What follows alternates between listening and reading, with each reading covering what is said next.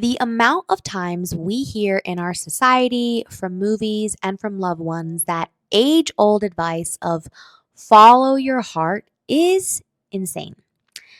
To be honest, a part of me did always really like this advice, but there was also always something so unsettling about it, and I could never quite put my finger on it until now. And here's what I've discovered. Follow your heart isn't bad advice, but it's incomplete advice. Because before you follow your heart anywhere, I think you need to ask yourself one crucial question before, and that is, what is it full of? Because if your heart is full of fear, following it will feel like running on loads of anxiety. If it's full of ego, following it might feel like proving something out of pure selfishness. But in my opinion, if it's full of truth, even painful truth, following it will feel steady, peaceful, and right, even when it costs you something. So today, we're going to challenge one of the most popular pieces of advice ever given. And I'm going to share the framework that changed how I make decisions, how I think about my dreams, and how I stay in the driver's seat of my life, even when the road can get a little bit confusing. Okay, so I want to get into why following your heart isn't bad advice, but I just think it's incomplete. So let me be clear. I'm not here to trash on one of the most beloved pieces of advice ever given. Because, let's be honest, follow your heart sounds beautiful, hopeful, freeing, romantic. And honestly, I think in some cases and in some seasons of your life, sorry, it absolutely is the right move. But here's what I've learned through my own messy journey of trying to follow this advice. I think that it only works when your heart is full of truth, as I stated before. That is the key. Because the thing about following your heart is that it assumes you already know what's best for you, and it assumes that whatever your heart is telling you right now is coming from a place of wisdom and clarity. But what if it's not? What if it's not? What if you're not actually following your heart? What if it's fear or ego or a fantasy that you're clinging on to because you don't want to see reality for what it is? We should always, and maybe this is just me, but I am incredibly tough on myself when it comes to my desires and my motives because you need to make sure you understand why it is you want something, especially when you have that feeling of, I will do absolutely anything to get this. I think that can be a very dangerous heart posture. Um, I've been there where I was following my heart, but then had to find out like what it wanted was not anything that was actually serving me. It was only hurting me. And yeah, in a weird way, a lot of times I think when I was following my heart, I was subconsciously running from just discomfort, from truth, from reality, because a lot of times it means you might have to face something that's super difficult to face. And other times I wasn't following my heart at all. I was either following like my ego, the part of me that like really wanted to prove something, wanted to be chosen, wanted to be validated. I wasn't necessarily looking for the truth in my situation. I wanted a version of the story where I didn't have to grieve or let go or admit that I wanted something so badly that wasn't good for me. And, a lot of times change is super painful and it costs us something. So, I want to give some more real life examples of what this could look like because I want to make sure I'm getting my point across well. So, following your heart, but let's say it's actually something else. So, you could say, my heart says I need to move cities for a fresh start. But maybe it actually means running from problems that will follow you anyway because you are where you are. Or maybe you say, my heart says I'm meant to be with this person. Or maybe you just can't handle the fact that they don't love you the way that you love them and you are so scared of being rejected. Maybe you're saying, my heart says I should quit my job to follow my passion. But maybe that's a fantasy about easy success and avoiding the hard work that will take building something that's actually real. Let's say your heart says, I need to stay single and focus on myself. Maybe that actually means you have a fear of being vulnerable or getting hurt again, or you're avoidant or anxious attached, whatever. Maybe your heart says, this toxic person will change if I love them. You're clinging on to who you want them to be, not who they actually are. Let's say your heart says, I need to prove I can make it as an artist, entrepreneur, whatever. Maybe that's just your ego needing to feel special or successful. Maybe your heart says, I should stay in this comfortable but soul crushing situation. Maybe you're terrified actually of uncertainty, and that's just being disguised as being practical. Maybe your heart says the universe is giving me signs about the decision, but that's you wanting someone else, even the universe, God, whatever, to make the choice so you don't have to take responsibility for it. So these are some practical ways that I think apply to all of us of how we're using the terminology following your heart, but it really is a disguise of a lot of other things. And I think the pattern here is we tell ourselves we're following our heart, but really we're following fantasy, ego, fear, and unhealed wounds. And that's why I think this advice is incomplete because we never learn to check what our heart is actually full of first. And I want you to think about this real quick. Be really honest with yourself. How many people do you know who are genuinely grateful they didn't get what they thought they wanted and they've actually said it out loud? I have actually heard some people admit this before. Like, I think we also know this sentiment of, thank God I didn't get what I wanted. And I think that applies here, especially with myself. I know that there were things that I prayed for, I wanted for so bad. Like, I had to have them. And looking back, I'm realizing, thank God above that I did not get what I wanted because it probably would have completely ruined me. So here's the thing, and it might be hard for you to hear if you're someone who really wants to believe that you and only you know what's best for you. And something I want to tell you is that today's you doesn't necessarily know what's great for future you. And really keep that in mind and be open to that. I'm not trying to burst your bubble, but the more older that I get, the more I'm realizing that perhaps I don't always know what's best for me because I barely am going to know what happens tomorrow, right? So, of course, like we like to think we're going to know, we like to believe that we're going to have the whole picture because we're humans and we like certainty. And that makes so much sense. I'm not trying to fault anybody for wanting to know what's going to happen tomorrow, but we all know the reality is that it's just not true. So, no, I don't think follow your heart is bad advice. I just think it's incomplete. And there's so much that it doesn't account for the context of your life, the season that you're in, the patterns that you carry, the wounds you haven't looked at yet. There's so much it doesn't account for. We can't just use it as this blanket statement. It must be taken with a grain of salt. So let's get into what I think should be actually done here. This part is going to be called the truth seeking question. I always go back to episode 2 about following the truth and why I think it's the best compass in your life. And a lot of my stuff is going to go back to that. So, if follow your heart isn't the complete instruction, then what is, right? What do we do? And here's a question that I have started asking myself instead.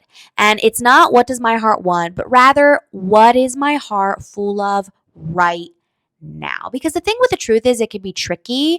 It changes, right? Like what's true today may not be true tomorrow. And if I'm being truly honest, I don't always know the answer to this question, right? The question, what is my heart full of right now? And that's okay. Because a very scary part about this kind of honesty is that you're the only one who will ever know if you're lying to yourself or not. Like, I don't know. I can kind of know. I can think, yeah, I think she's lying to herself. But at the end of the day, only you know for sure. And what I've learned through a lot of my encounters in life and my own is that we're not really great at being honest with ourselves, especially when we really deeply want something out of our lives. But what I've learned about the different things your heart can be full of and how they can show up when you're trying to make decisions, here's what I've learned. And I already gave you some examples, but I'm just going to go into like a few more here. So I think that when your heart is full of panic or fear, it following it can feel a lot like running. There's this urgency, this sense that you have to move right now or something terrible will happen. It's very frantic, it's very grasping, and it screams at you to do something, anything to like make the discomfort stop. up. So, again, this is when your heart is full of panic or fear. And I think a lot of times this can look like control as well. Again, just giving you some examples here. Now, when your heart's full of ego, I think ego doesn't necessarily have to be taken as a bad thing here. I think maybe this can also be anxious too, but when you feel like maybe you have to prove something, or maybe you're just making a decision purely out of only personal gain and selfishness, because this is to me where you truly will do whatever it takes to where you want to go, even if that means other people and yourself are a means to an end because of your desire. You're not moving towards something because it's right for you. You're like moving towards it because, again, you like have to show others or yourself that you can get this, you're worthy, you're chosen. You're just like so dead set on something. And sometimes that can be a good thing, but sometimes something that can be good can also be bad. But I think that's what's happening psychologically here. So, yeah, it's less about what you actually want and more about what getting it would say about you and how it would make you feel. And again, what are the sacrifices that you would have to make along the way? Is this a means to an end? Like, will you truly be satisfied and content if you got this goal? So, yeah. Now, just an example of like when your heart is more full of control. I think, again, following it will feel a whole lot of fear dressed up as certainty because you may think you know exactly how things should go. Or in this case, you're willing to force things, manipulate things, push them to make them happen in the way that you want. But the truth is that underneath all that control, there's a lot of terror that life might not unfold the way you think it should, and that you probably won't be able to handle that if it does. And I think this is actually a lot of having a scarcity mindset, as something in you is fighting for what you want so hard. But if you really break it down logically, you kind of have a moment where you're like, do I really want this? Like, or why do I want this so bad? Like, when I think of things where I've been so dead set on controlling them and wanting so bad, like I had moments of being like, wait, why do I actually want this? And when you have that moment, I really want you to think about why you're trying so much to control something, and do you actually want that? Okay, so those are a few examples. I hope they made sense, but I think this is the difference of when your heart is full of truth. So, and I want to make sure that you understand that truth is difficult and it's hard and it's painful. But something about truth is that it's steady. It doesn't really scream at you, it doesn't grasp, it doesn't necessarily demand your immediate attention. Sometimes it can be a very small thought or something that someone tells you, and it's not super loud, but when you heard it, it's clear and it makes sense and it flows, and there's like a piece to it even if it is going to cost you something. So let me give you a real example from my life to break this down a bit. A couple of years ago, I was working a job that I did not enjoy and I was actively looking for something new. We've all been there. So one day I was actually on the phone with my mom, talking through all of it with her. My mom owns her own business. And during that conversation, she mentioned how she had a new position opening up in the company. And just like that, she offered it to me. Now, let me be very clear. My mom's probably listening to this, but she knows the backstory on this. I can't say I really wanted this job. Everything in me was a bit resistant for many different reasons that really don't matter and are private. I just didn't want to get involved with my mom's company. But for some reason, I just knew deep down, I just knew that my heart was telling me this was something that I needed to do. But it wasn't really something for me. It was going to be for my mom and for my dad, because I just felt that they really needed me and I felt that I could help. So I took the job. And 2 years later, that was 2 years ago, I can honestly say it was one of the hardest things I've ever done. A lot of it I haven't enjoyed. It's challenged me in a lot of ways that I wasn't really prepared for. It tore me apart. It was very uncomfortable. It was a huge sacrifice for me. A big, big, big, big sacrifice. And I don't say this to make anybody out to be bad. Um, but I know that I still made the right decision in doing that. And I say this because sometimes following your heart, I think, can mean doing the right thing and not choosing something that looks shiny or fulfilling just for you, but choosing something for other people. And it can also look like putting aside what you want and your preferences and saying, you know what? I know this person needs me and I'm here. This can look very differently in very different cases, but I guess my point here is I want you to understand that it's not always going to be, life is just not always going to be what you want it to be. I'm sorry. You're going to go through a lot of things you just don't like. It's not about getting what you want all the time. It's not about you. I think it's really about love for others, what you can do for others, about showing up, honoring the people that you can honor if you have the opportunity. And, this was a decision in my life where I was able to choose that. And I would make the same decision again, even though it was a terrible 2 years. But the reason that I'm so happy I made that decision is because I know I made that decision with truth. It wasn't coming from a place of fear or ego or fantasy. It really was coming from a steady place of this is the right thing for you right now at this moment in time. And I also know, and I really try to keep it very clear in the back of my head, this too shall end. Suffering isn't forever. I knew taking this job didn't mean it was going to mark my whole life. Now, did I have days where I absolutely thought it would and it was just that? Yeah, but I knew that I was going to come out of it. So, I also think, with all that being said, we are on different timelines than getting the things that we want. Yeah, sure, you might want your dream job tomorrow or your dream spouse tomorrow or whatever. Well, life has something different to say.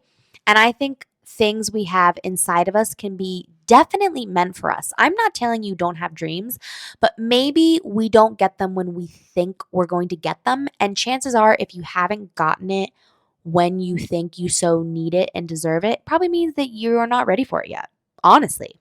So the question isn't whether your heart has opinions. I mean, of course it does. The question is, what's underneath those opinions? What's really driving what you want? Now, I want to get into the unfolding alternative and the wisdom of not knowing what's going to transpire in your life. So, something I realized about 6 months ago or so is that if I'm really annoyingly honest with myself, I just have to admit that I don't always know what's best for me. I genuinely don't. And this idea that 26-year-old Maria knows what 33-year-old Maria would want is just kind of ridiculous. And honestly, my history tells me otherwise because trust me, I've been so sure. Like, who isn't so sure, right? We are always so convinced that what it is we want will be perfect for us, will make us happy, will satisfy us. And then a lot of times we get it and we're on to the next thing. So, again, I've hoped for, I've imagined the outcomes that I wanted, only to watch a lot of times all of that unravel.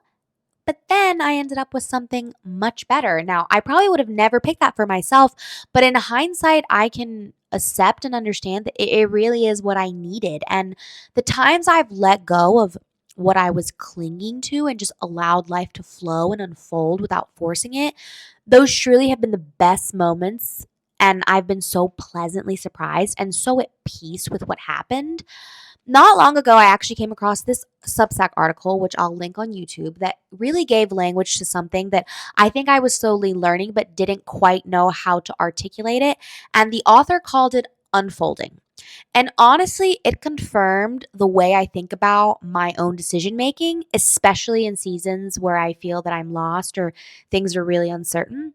But unfolding, so what unfolding is, and this is all me paraphrasing what was written in the Substack article, is unfolding is the opposite of forcing. It's a practice of paying attention to your life as it is right now, not just how you hope it will be someday. Because again, what I said about the truth earlier is that I only know the truth for today, right? The truth could change next week. Like, that's kind of how it is. And this is why I always think you have to actively pursue it.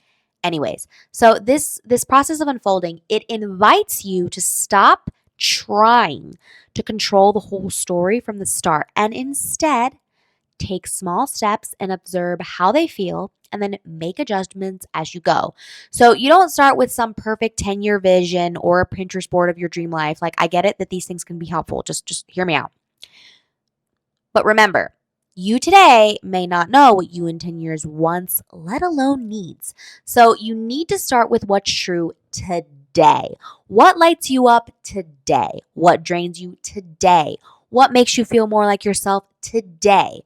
Then you try things, you listen, and you adjust, and you let your path take shape one honest step at a time. So if you were to break this process up into 4 words, it would be observe, experiment, listen, and adjust. And this is what she calls unfolding. But I would really recommend you to read the article. So good. So, again, unfolding is about letting life show you what fits rather than trying to force it to match some idea you had about what it should be. It's a way of designing your life with humility, with curiosity, and with space for surprises. And honestly, I don't know about you, but I love a good pleasant surprise. So, here's what this might look like practically, because I always like to break things down practically. I want you to notice what makes you feel alive, calm, or connected. And actually, I was listening to a podcast that Mel Robbins did with the founder of Skims. I know her name is, no, not the founder, sorry. She helped with Skims. Her name's Emma. But she said, and I'm going to look it up right now because I'm on my computer. You know how a lot of people have a lot of things to say about like career. And I've always kind of been like, what do I think about this whole career thing? Well, she said something and it goes right to what we're talking about careers that really, I was like, that is the best advice I've ever heard. And she said, keep it super simple. Best career advice. Go after what gives you energy and what drains you is not for you. That's it. That's it. That's all she said. Now, she did talk a lot about the struggle in between and kind of what I said before, that just, it's not always going to be exactly how you want it to be. But I thought that was so good and so simple. So, yeah, pay attention. What drains you? What do you hate? What makes you feel alive? Like, this is so important. So, again, notice what makes you feel alive, calm, or connected. Try something small that moves you in that direction. Pay attention to how it actually feels, not just how you hoped it would. And if it drains you or leaves you anxious, just pivot. And if it feels honest and energizing, keep going. And the context around you, your current season, your body cues, your relationships, even your environment, I think can tell you so much more than any dream you wrote down on your vision board. Like, let your life grow into its shape instead of trying to impose a shape onto it. And here's something that I wish somebody would have told me a few years ago, but I'm telling you now, not knowing is not a failure. It's just not. Like, it's not proof that you're behind or broken. It's just a sign that you're becoming. Like, we're all always becoming. I think there are different seasons we go through, and each one requires something different from our hearts, if that makes sense. So these are kind of like the 4 seasons that I think we go through in life. So there's the growth seasons that feel expansive. Your heart might be pulling you towards a challenge, maybe learning new experiences. You're going through probably a lot of pain. Following it here means saying yes to a lot of stretch and discomfort. Then there are what I like to call transition feeling seasons, which feel a bit unsettling because your heart might be telling you it's time to let go of something that no longer fits. And following it here means having the courage to release what's familiar. Then I think there's rest seasons, which feel very quiet. And your heart might be asking for stillness, reflection, healing, and following it here means probably the resisting the urge to always be doing something. And then I think there's seasons called breakthrough seasons where these feel super electric. Like your heart might be seeing something others can't see yet. And following it here means trusting your own vision even when you can't explain it to someone else. So, yeah, I think that those are heart posture seasons we can have. And I think the key is learning to recognize what season you're in and letting that inform how you interpret what your heart is telling you. Because what feels like clarity in a growth season might actually be restlessness, or what feels like intuition in a transition season might actually be fear of commitment. Unfolding is the art of growing into clarity instead of forcing an answer too soon. And honestly, I really think that's what maturity is, because not always knowing what's next is just a very big reality of life, but being grounded enough to stay present, take the next step, and trust that truth will meet you there, I think that's where it's at. And sometimes the bravest thing you can say is, I don't know yet, but I'm paying attention. And also to live in the present, because the present is all we have. Now, let's get into when to wholeheartedly follow your heart, plus the holy grief of letting go. So I've spent a lot of time unpacking why I think follow your heart is an incomplete piece of advice. But I also now want to talk about the time in the room for when it is absolutely the best piece of advice. Because, see, I'm not a total buzzkill. Because the truth also is there are going to be moments in your life when only you know what's right for you, when no one else will understand the decisions that you're making or the dreams that you're chasing or whatever it may be. And in those moments, you're not going to get external validation. You're not going to get a crowd cheering you on. You'll you'll have to be the one who really validates your vision or whatever it is you're pursuing, and you're going to have a really strong mental armor and courage to get what you want. So this is when you really have to stand strong. I want you to think of like a really beautiful pillar, like the ones on the Pantheon or the Parthenon. Steady, ancient, and rooted. You have to trust that what you feel is true. And you have to be ready for people to think that you're being lost or you're dramatic or you're a little crazy, because that's always going to be something, right? But the key is, I think following what your heart wants only works after, again, you've taken the time to ask yourself what your heart is actually full of. And if you can answer this truthfully with conviction and peace and alignment and not fear or anxiety or ego or pressure, that's when you can follow your heart. Because again, in those moments, then I think if you've done that, it's not leading you astray. It's leading you exactly where you need to go, even if no one else can see it. And I want to give another personal example of a time that I did this. And I still think back on this and it absolutely blows my mind. So, the summer after I graduated college, I kept thinking about my cousin. My cousin is a bit older than me because my dad has two older siblings that are much older than him. So my cousins are like in their late 30s, 40s, and I'm like 26. So sometimes they kind of felt like moms to me. And for some reason, this particular cousin, she was just on my mind that spring before graduating. Like, constantly. I couldn't explain it. I just kept thinking about her and I felt this like tug to go spend time with her. She lived in another city and she didn't live super far from where I was going to school, and she was a real estate agent, and it was actually something that I did want to learn about. So there was kind of like, oh, well, if I go there, I can like learn whatever.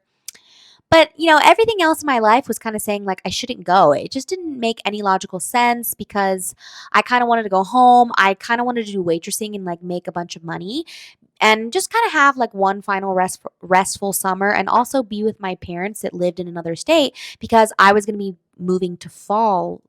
I was going to be moving to Spain that fall. So when I told people that I made the decision to go with my cousin instead, nobody get it. Like my parents didn't get it. They would have preferred for me to be at home. The rest of my family definitely had comments because my lovely cousin had a reputation for being a bit intense and a bit demanding. But I always loved her. But anyways, even though it made no sense, I went. I spent that summer with her. I shadowed her, like I learned a lot of things. I helped her with her kids.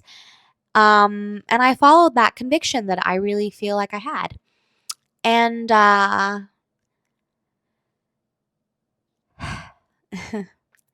and less than a year later, she died suddenly from an aneurysm.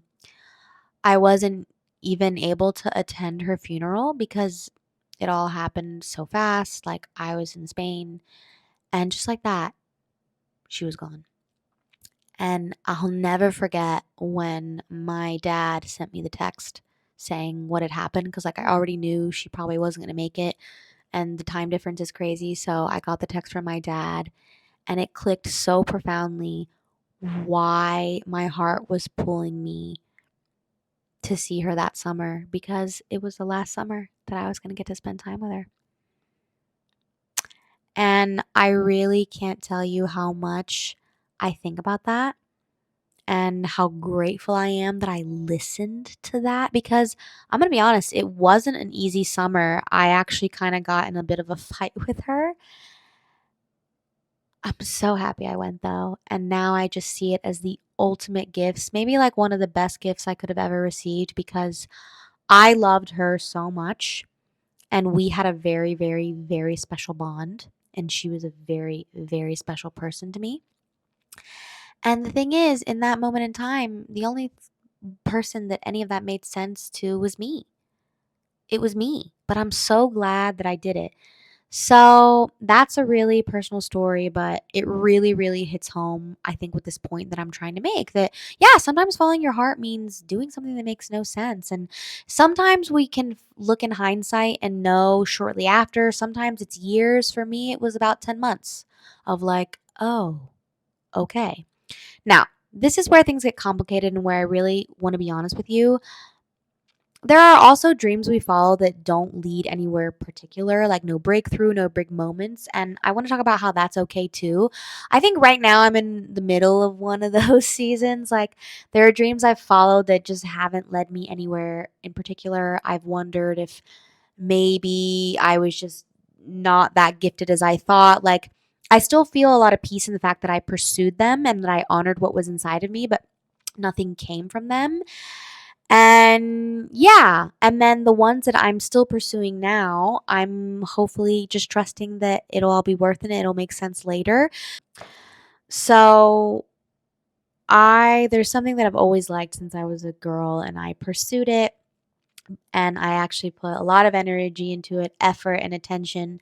But like 5 months ago, I kind of had this heart shift about it that like I needed to stop doing it. And it wasn't like bitter or dramatic. It was just kind of like this weird shift of like, I don't feel I can do this anymore. I feel like I'm losing interest in this and that this just isn't for me. But it was also really sad. But I kind of left it as maybe this dream isn't for me right now. And I'm on like a different type of timeline.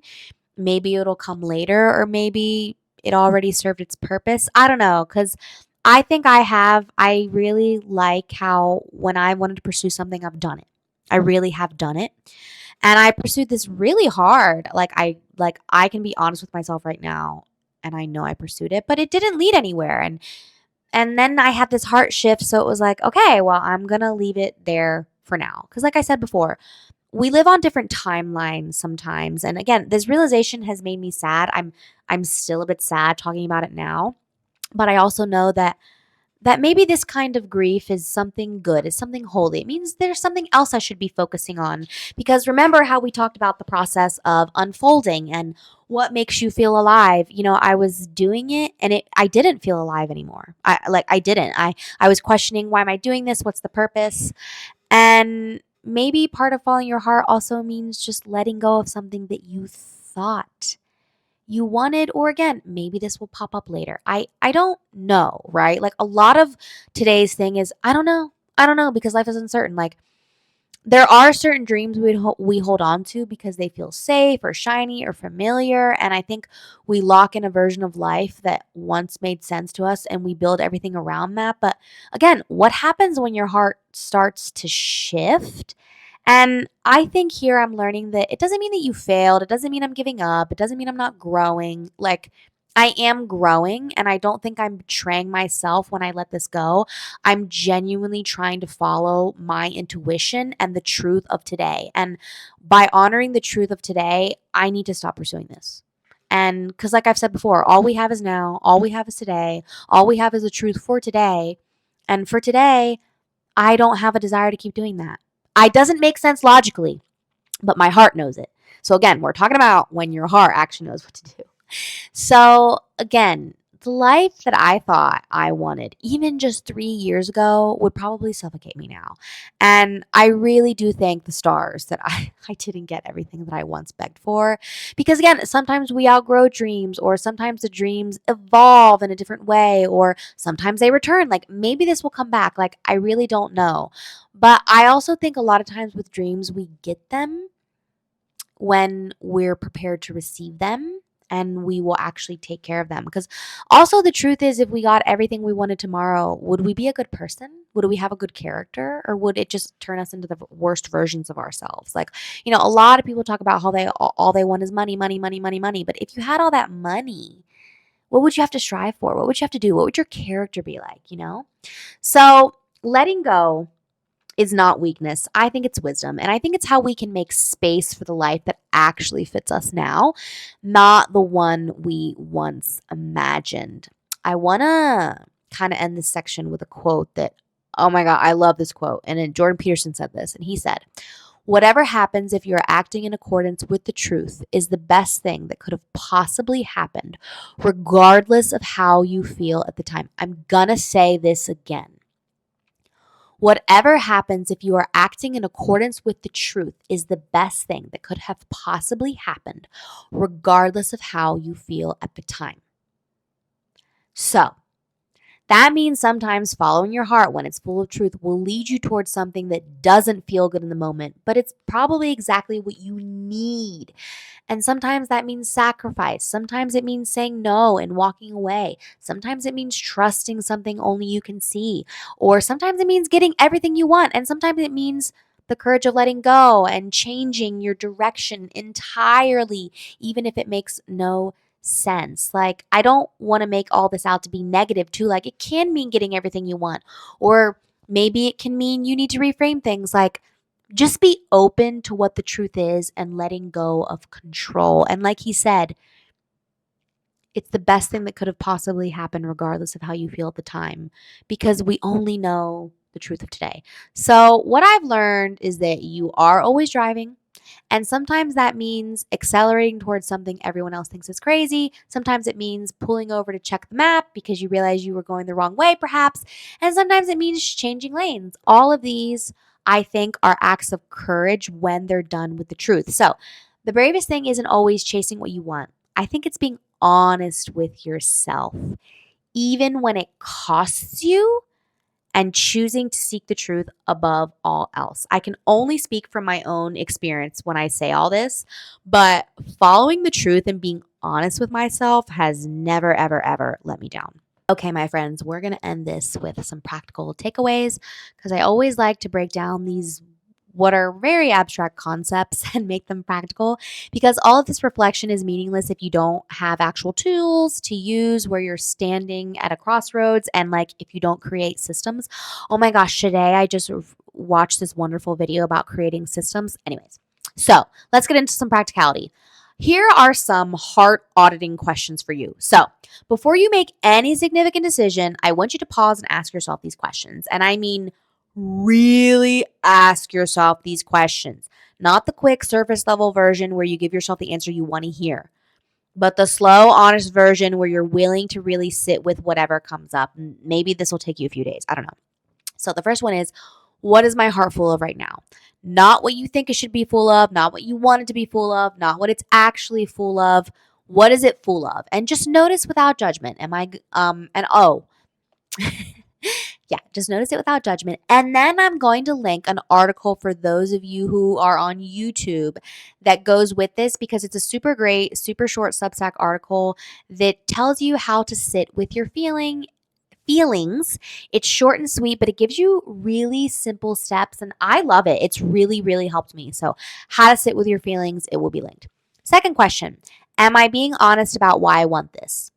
This one's hard because we're really good at telling ourselves noble stories about our motivations. But dig deeper. Like, are you wanting this because it's actually right for you, or because getting it would prove something, because it would make you feel chosen, because it would make you feel less lonely, because it would quiet a fear, because it was something you were told you want due to family, societal, or cultural pressures? Really think about this. Or maybe it's all you ever saw yourself doing. So changing that narrative in your head is so painful. Think hard. Am I being honest about why I want this? 3, is this coming from lack or love, truth or wound? Love-based decisions feel expansive even when they're difficult. Lack-based decisions to me feel desperate, grasping, like you're trying to fill a hole, like you're trying to make something work. Truth-based decisions feel steady. Wound-based decisions feel reactive, like you're trying to heal something through getting this thing. 4, does this feel like running, proving, or steady conviction? Remember the framework. Fear-filled hearts create urgency and the feeling of running. And I think ego-filled hearts create the need to prove something. But truth-filled hearts create steady conviction even when it's uncomfortable. 5, what would I tell my future self about this decision? This one really helps you zoom out. What would 40-year-old you think about this choice? What would you want someone you love to consider if they were in your situation? Okay, so those are the 5 heart auditing questions. Now I want to get into a bit of the unfolding practice that we talked about before. So instead of trying to figure out your whole life from where you sit today, I want you to try this. Just start with what's true today, right? Not what you hope will be true someday, not what used to be true, what's actually true about your life, your energy, and your circumstances right now. And then take small steps and observe how they actually feel. Not how you'd hoped they'd feel, not how you think they should feel, but how they actually feel. Because I think a lot of times our body knows things before our mind has even like figured it out yet. And that's a whole other podcast episode and topic, but I'm really getting into this topic about the body knowing and the mind not. Fascinating. Then I want you to adjust based on your reality, not your fantasy. If something is draining you or creating anxiety, that's information. If something feels honest and energizing, that's also information. So please look at that because they're valuable. And then I want you to trust that clarity comes through honest action and not endless thinking. If there's something that I think a lot of people go wrong with this is they're always thinking, for the love of God, execute. Just execute. Okay? All right, moving on. Okay. Now this is just a framework for the seasons that we talked about. Because again, different seasons of life call for different kinds of, I think, courage from your heart. Remember how we talked about the 4 seasons? So I think the growth season, again, is following your heart toward expansion and challenge. This might mean saying yes to things that stretch you, even if it's scary. Transition probably means following your heart toward letting go and allowing change to happen in your life. Again, might be releasing what no longer serves you, even if it hurts. Rest seasons are really when your heart is probably looking for a lot of stillness and reflection. This might mean saying no to opportunities so that you can heal and recharge. And then breakthrough seasons are following your heart despite other people's confusion and doing what feels right for you and moving forward with a vision that you have. And I think with these 4 seasons, the key is learning to recognize which one you're in and then letting that inform how you interpret what your heart's telling you. And then, as always, as I like to end my podcast, what I always want to have you remember is that you are always driving. Always. And following your heart doesn't mean handing the steering wheel over to your emotions. Let's make that clear.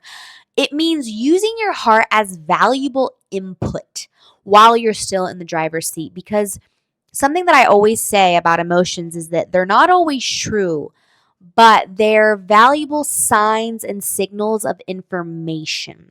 So we need to pay attention to them, but we also need to take them with a grain of salt because a lot of times I think our brain buries things in our subconscious because we need to just like survive throughout the day and we don't have all this time to process everything all the time. But a way we can process this something a little bit of time is by analyzing our emotions, if that makes sense. Because I think what we're really referring to when we talk about our heart is like our emotions, our inner world, and our spirits and souls, if that makes sense. So, yeah, sometimes that means accelerating towards something that others don't understand. Sometimes it means changing lanes because you realize you're going the wrong direction. And sometimes it means pulling over to check your map because, again, you might need to figure out where you actually want to go.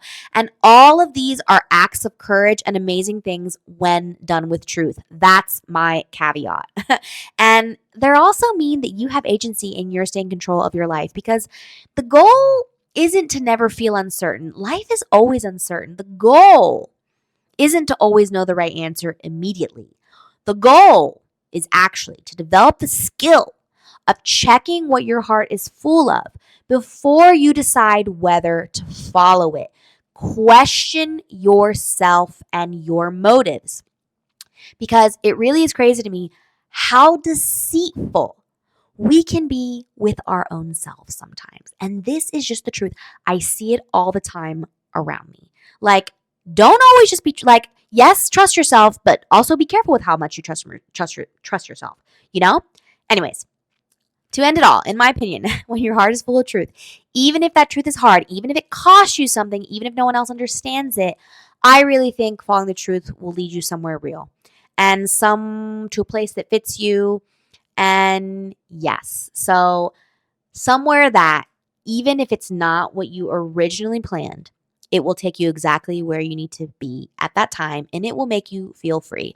And again, I leave you with my good same tidbit. Just remember that you're always driving. So thanks so much for listening. Thanks so much for being here. I really hope this all made sense, and I will catch you in next week's episode.